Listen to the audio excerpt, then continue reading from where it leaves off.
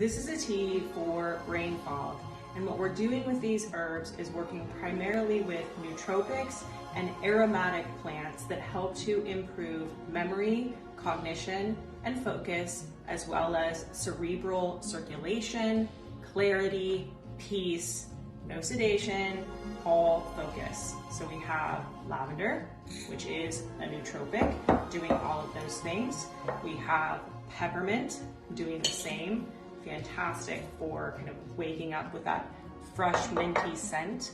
We have cacao, which is a great form of very low caffeine, almost caffeine-free energy, but it contains theobromine, which helps to stimulate the central nervous system, similarly to caffeine. If you want caffeine, consider yaupon, which is the only caffeinated plant native to North America. Love that one. Or yerba mate, which gives a great, often euphoric, sort of stable buzz, focus, energy, no crash. And with this tea, I recommend using a rosemary or similar essential oil that you can just smell, dab on your wrists, or blend into a carrier oil and inhale for no brain fog.